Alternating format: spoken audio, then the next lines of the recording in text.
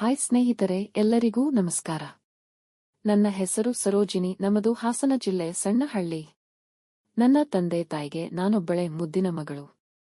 ಸಿಟಿಯೊಂದರಲ್ಲಿ convent ಸ್ಕೂಲಲ್ಲಿ ಓದುತ್ತಿದ್ದೆ. SSLC ಮುಗಿದ ನಂತರ ಹಾಸ್ಟೆಲಿನಿಂದ ಊರಿಗೆ ಬಂದೆ. ಅಪ್ಪ ಅಮ್ಮ ಹೊಲಗದ್ದೆಗಳಲ್ಲಿ ಕೆಲಸ ಮಾಡುತ್ತಿದ್ದರು. ನಾನು ಮಾತ್ರ ಮನೆಯಲ್ಲೇ ಒಬ್ಬಳೇ ಒಂಟಿಯಾಗಿ ಇರ್ತಿದ್ದೆ. ಒಬ್ಬಳಿಗೆ ಕೂತು ಕೂತು ಟೈಮ್ ಪಾಸ್ ಆಗುತ್ತಿರಲಿಲ್ಲ. ಹಾಗಾಗಿ ಒಂದು ದಿನ ಎಲ್ಲರೂ ಊಟ ಮಾಡಿ ಕೂತಿದ್ವಿ.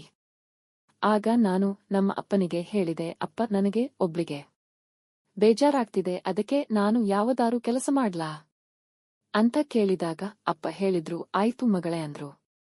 ಆಗ ನಾನು ಯಾವ ಕೆಲಸ ಮಾಡೋಣ ಅಂತ ಯೋಚನೆ ಮಾಡಿದಾಗ ತಟ್ಟಂತ ಒಂದು ಪ್ಲಾಸ್ ಆಯ್ತು.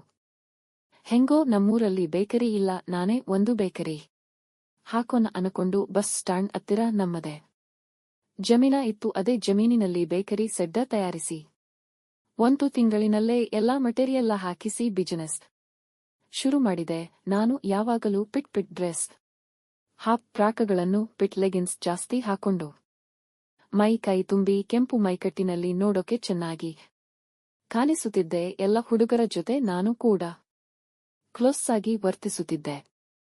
ಹಾಗಾಗಿ ನಮ್ಮೂರಿನ ಹುಡುಗರಿಗಂತೂ ನನ್ನ ಬೇಕರಿ ಅಂದ್ರೆ ತುಂಬಾ ಇಷ್ಟ. ಆದ್ದರಿಂದ ನನ್ನ ಬೇಕರಿ ತುಂಬಾ ಚೆನ್ನಾಗೇ ನಡೆಯುತ್ತಿತ್ತು. ಸುಮಾರು ತಿಂಗಳ ನಂತರ ಒಂದು ದಿನ ನಮ್ಮೂರಿಗೆ ಹೊಸಬ್ರು 6 ಜನ ಹುಡುಗರು ಬೈಕ್ ರೈಡರ್ ಬಂದಿದ್ದರು. ಅವರು ತುಂಬಾ ಹಸ್ಕೊಂಡಿದ್ರು.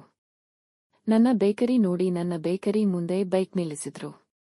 ಮಸ್ತೈತಿ ಬೇಕರಿ ಅನ್ನುತ್ತಾ ಬಂದರು. ನನ್ನ ನೋಡುತ್ತಾ ತಿನ್ನೋಕೆ ಏನು ಇದೆ ಅಂತ ಕೇಳಿದರು. ಆಗ ನಾನು, ನಿಮಗೆ ಏನು ಬೇಕು ಅಂತ ಕೇಳಿದಾಗ ಒಬ್ಬ ಹೇಳಿದ, ನಮಗೆ ತುಂಬಾ ಹಸಿವಾಗಿದೆ, ಹಸಿವಿನ ದಾಹ ತೀರಿಸಿ ಅಂದ.